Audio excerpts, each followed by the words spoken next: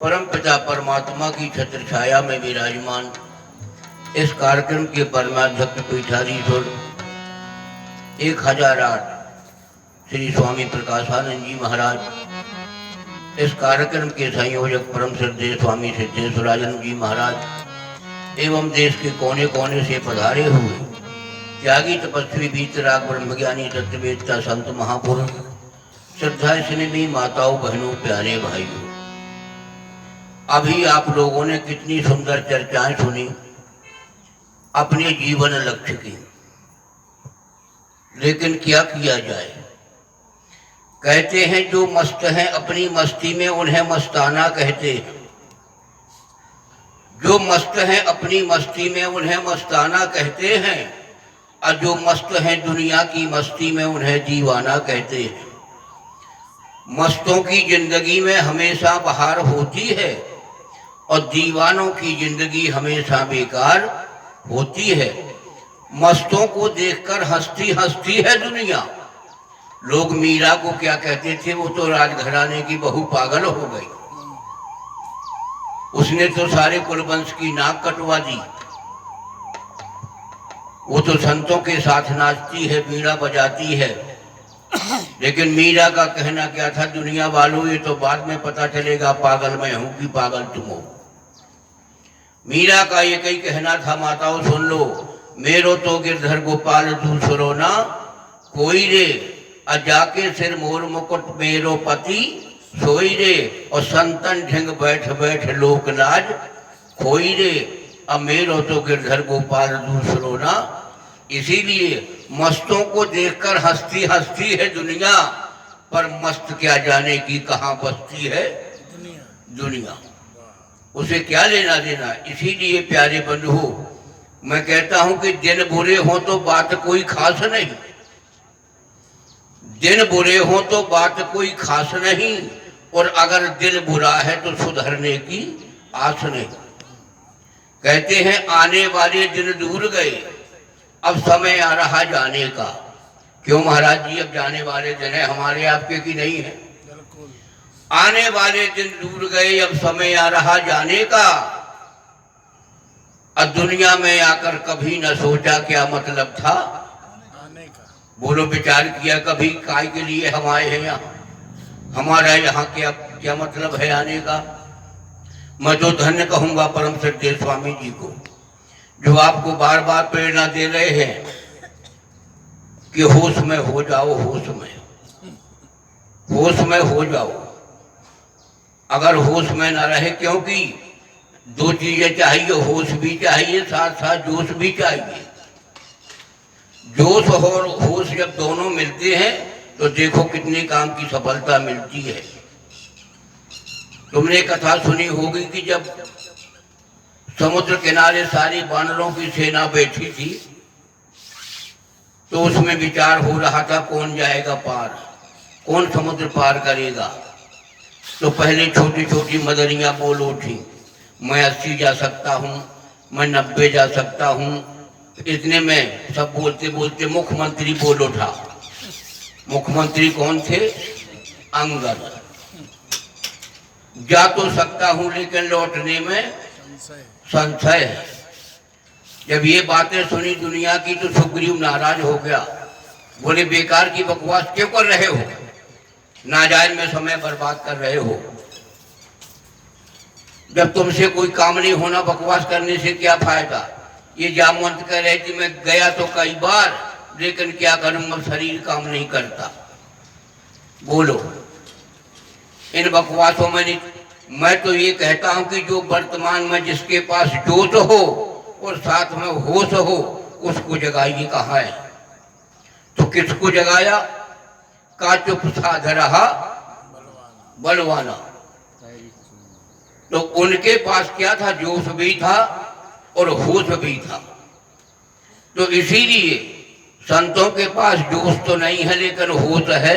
जोश तुम लोगों के पास है, तो ये होश में तुम्हें करना चाहते हैं कि जोश तो है, लेकिन उस जोश में तुम कुछ का कुछ कर रहे हो। फर्क इतना है, परमात्मा ने हमें दिल और दिमाग दो दिए हैं। सुन लो कान खोल के, दिल और दिमाग दो दिए हैं, इनके ना समझने से हम उल्टा कर बैठे, जबकि दिल किससे लगाना चाहिए? परमात्मा से। तो दिल तो दे दिया संसार में और दिमाग लगा रहे परमात्मा में। यही तो भूल है। इसीलिए माताओं बहनों भाइयों, हमें दिल देना है परमात्मा को और दिमाग लगाना है संसार में। जब ये भूल तुम्हारी सही हो जाएगी तब समझ में आएगा कि असलियत क्या है, असलियत क्या है। और जब तक हम इसे नहीं समझेंगे तब तक कैसे काम बनेगा। कहते हैं बुद्धि बढ़ी चतुराई बढ़ी, मन में ममता अक्षय लिपटी है। ज्ञान बढ़ो धन धाम बढ़ो, करतूत बड़ी जग में प्रगति है। गज बाजो द्वार मनुष्य हजार, इंद्र के ठाट सो कौन घटी है। असोई सब आत्म ज्ञान बिना, असुंदर नारी की नाक कटी है। हमारे पास सब कुछ हो जाए, सारे संसार का वैभव में कोई कमी ना रहे, मतलब हमारा ठाट बाट नरेंद्र मोदी से कम ना रहे, उससे कम ना रहे। उसी प्रकार जैसे 18-20 साल की नौजवान लड़की को जेवरातों से कपड़ों से खूब सजा दिया जाए अच्छी तरह, अब बोलो उसकी नाक काट ली जाए कैसी लगेगी? बोलो बोलो। इसीलिए हम कहते हैं हमारे पास दुनिया का वैभव सब कुछ हो जाए, लेकिन अगर हमें यही पता नहीं है कि आखिरकार मैं कौन हूँ, संसार में मेरा आने का क्या मतलब है, काहे के लिए मैं आया हूँ, मुझे जाना कहाँ है, तो बोलो ईमानदारी से तुम जो है चाहे बड़े ही गवर्नर बने रहो लेकिन हो तो बिना नाक के। यही बात है, ये संत महापुरुष बार बार समझाते हैं। अब बताओ, हमारा मंदिर स्वामी जी ने जो है 2 करोड़ का बनवाया, बोलो शायद उसमें मूर्ति की स्थापना की जाए तो बोलो मंदिर ठीक है कि बेकार है? बेकार है। गाड़ी हमारी खूब 50 लाख की हो, शायद उसमें ब्रेक ना हो तो गाड़ी बेकार है। तुम माताओं ने 56 व्यंजन बनाए हो, शायद उसमें नमक न डाला हो तो व्यंजन बेकार है। अस्पताल खूब 3 मंजिल का हो लेकिन शायद उसमें डॉक्टर ना हो तो अस्पताल बेकार है। अब ईमानदारी से बचाना, तुम्हारे पास दुनिया का सब कुछ हो, अगर तुम्हारे मन में सुख शांति ना हो तो बोलो, जरा हाथ उठाओ, मैं देखूं कितनों को सुख शांति है तुम्हें, मैं देखूं। देखो महाराज ये दशा है, सब कोरम कोर शून्य है काम, सुख शांति है नहीं। क्यों नहीं है? कहाँ मिले रे सुख शांति रे मन, गुरु शरण जब गया नहीं है। जब तुमने गुरु की शरण में जाकर के कुछ सौंपा ही नहीं है तो तुम्हें सुख शांति कैसे मिलेगी? सबसे बड़ा कारण क्या है कि पहले जो है ये ट्रक और ट्रैक्टर नहीं चलते थे, तो माल जो है ऊंटों से जाता था।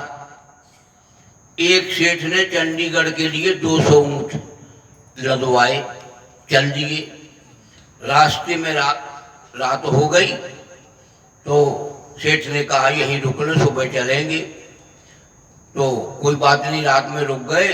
अब पीछे वाले ऊंट को पता नहीं क्या हो गया, वो बीमार होकर मर गया। तो जंगली जानवरों ने जहाँ से लोमड़ी है, भेड़िया बने, जहाँ से उनको महक आई मरने की, वो दौड़े तो उसको चीथना चालू किया, खाना और ढोना। सारी रात ढोया, ढोते ढोते सवेरे एक टुकड़ा बचा तो, और एक भेड़िया आ रहा था, एक लिए जा रहा था। तो उस भेड़िया ने पूछ लिया उससे, क्यों जी कहाँ पड़ा है ये? तो मरा वाला माल बचा नहीं था, जिंदे जिंदा बैठे थे। तो उसने ये कह दिया कि चला जा आगे को, ये नहीं बताया कि मरा माल बचा नहीं है, चला जा आगे को। तो जैसे ही आगे गया तो लाइन लगी थी। तो उसने कहा कि लालच बुरी बलाए है, ना हो तो पूरा का पूरा ले जाऊं तो काफी दिनों को हो जाएगा। तो उसने अपनी पूंछ की गांठ ऊंट के पूंछ से लगा ली,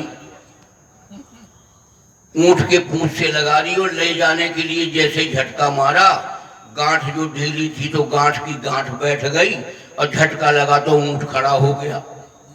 अब बोलो ऊंट खड़ा हो गया तो अब भेड़िया बोलो कैसा टंगा, बताओ, उल्टा टंगा कि नहीं टंगा? जब पूंछ से पूंछ की गांठ लगी है तो उल्टा टंगा, उल्टा टंगा। कोई बात नहीं, सवेरे सेठ उठा, टिक टिक टिक टिक करके सारे ऊंट उठाए और चल दिए। पीछे वाला खड़ा था, उसको किसी ने नहीं देखा, चले। जैसे चलते चलते बाहर निकले तो एक लोमड़ी ऐसे टीम टाले पे खड़ी देख रही थी, कितनी लंबी लाइन है, तो देख रही थी। जब पीछे वाले को देखा तो भेड़िया जो ऐसे ऐसे कर रहा था, नाखून चला रहा था, क्योंकि वो तो उल्टा टंगा था। तो बोले, अरे भेड़िया दाऊ तुम कहाँ जा रहे? बोले, सुन, अगर गांठ ये खुल रही ढीली पड़ रही तब तो आ रहा तुम्ही मैं, नहीं तो चंडीगढ़ के मार्केट में तो खड़ा ही हूं, कोई बात नहीं है ना। तो देखो ये तो था दृष्टांत। इस जीव रूपी भेड़िया ने इस संसार रूपी ऊंट से इतनी कड़ी गांठ लगा ली है कि माँ के गर्भ में उल्टे टंगने की बार बार आदत बना ली है, वो आदत नहीं जा रही। ये संत चाहे जितना तुम्हें समझाएं, समझने वाले नहीं हो। और जब तक ये बात तुम्हें समझ में नहीं आएगा, बोलो ये उल्टा टंगना बंद होगा कभी? कभी बंद होने वाला नहीं। इसीलिए अगर बंद करना है तो इन गुरुओं के कहने पर, क्योंकि अभी स्वामी जी गा रहे थे, प्रभु प्यारे से जिसका संबंध है, प्रभु प्यारे से जिसका संबंध है, उसे हर घड़ी आनंद ही आनंद है। प्रभु प्यारे से जिसका संबंध है, प्रभु प्यारे से जिसका संबंध है, उनको हर घड़ी आनंद ही आनंद है। पहली बात, झूठी दुनिया का करके किनारा, अल्लाह के सच्चे पिता का सहारा। कैसे? जो उसकी रजा में रजा बंद है, जो उसकी रजा में रजा बंद है, उसे हर घड़ी आनंद ही आनंद है। जो उसकी रजा में रजा बंद है, उसको हर घड़ी आनंद ही आनंद है। प्रभु प्यारे से जिसका संबंध है, उसे हर घड़ी आनंद ही आनंद है। प्रभु प्यारे से जिसका संबंध है, उसको हर घड़ी आनंद ही आनंद है। देखो कितनी बढ़िया बात, जो उसकी रजा में रजा मन। ये संत कैसे हैं? हम राजी हैं उसी में जिसमें तेरी रजा है। एक संत और शिष्य जा रहे थे, नीचे से बड़े आदमी की नौकरानी ने ऊपर से संत को देखा नहीं और एक टोकरी राख ऊपर से उड़ेल दी, तो संत के ऊपर गिरी। जैसी मैं जटाजूट रखे हूं तो सारी राख ऊपर गिरी, कपड़े खराब हो गए, बाल खराब हो गए। तो संत कहता है, जय हो प्रभु, धन्यवाद के पात्र हो, आपने राखी में काम चला लिया।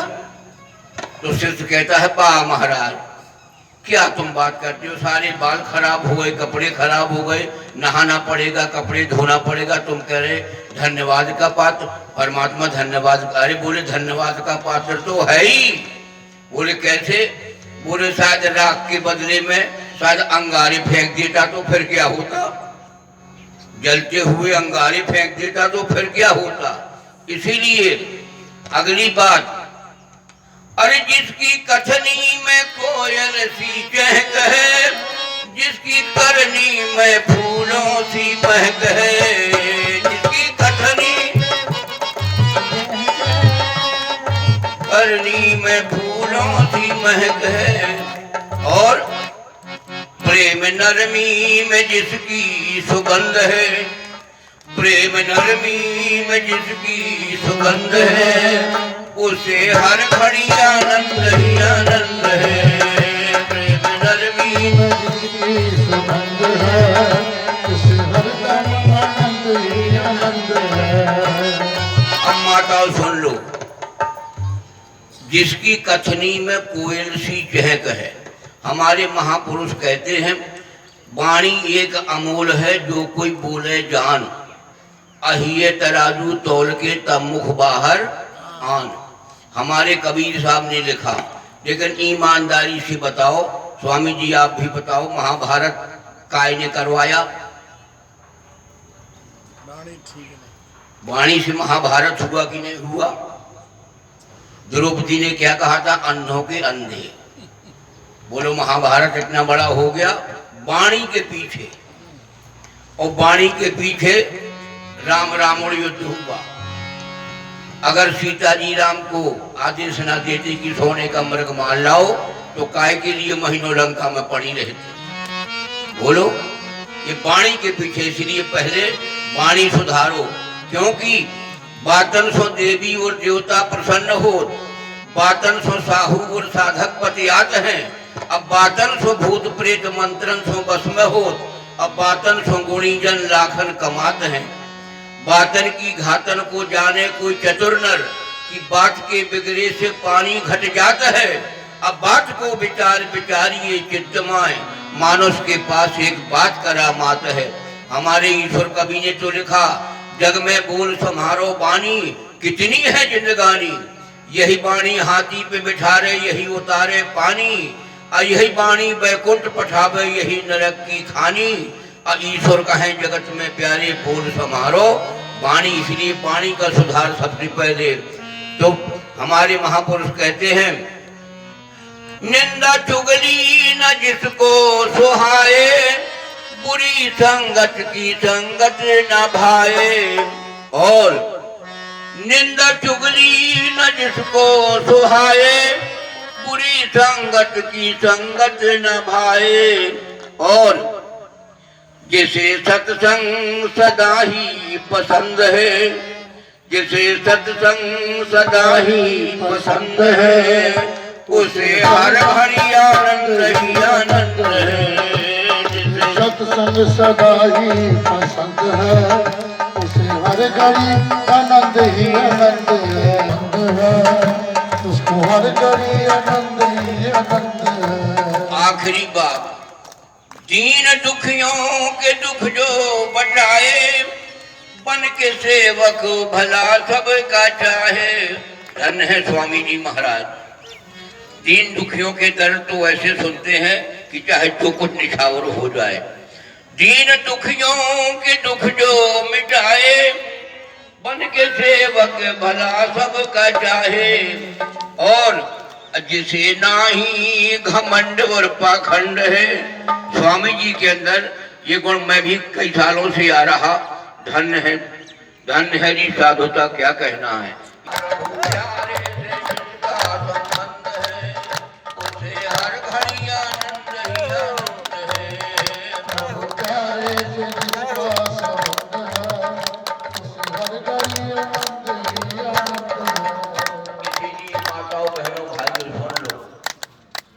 फाल्गुन आता है फूलों की बहार लेकर, फाल्गुन आता है फूलों की बहार लेकर, सावन आता है मेघों की मल्हार लेकर। और जब संत जाता है तो इस समाज को नसीहत दे के जाता है। इसीलिए इन बातों को हमें तुम्हें समझना चाहिए। और जब तक हम इनकी बातें अपने जीवन में नहीं उतारेंगे, तब तक हमारा काम बनने वाला भी नहीं। क्योंकि सुनते सुनते तो ये दिन आ गए, फिर भी ज्यों के त्यों बने रहे तो लाभ क्या हुआ। इसीलिए हमें तुम्हें इन महापुरुषों की बात, मैं तो स्वामी जी की कहाँ तक तारीफ करूं, क्योंकि ऐसा भाव, ऐसा विचार, ऐसा जीवन, ऐसा सादा जीवन, जैसा रूखा सूखा हो वैसे ही खा के संपन्न, और एकदम ये गए वो गए, ये गए वो गए, कमाल की बात। धन्य है।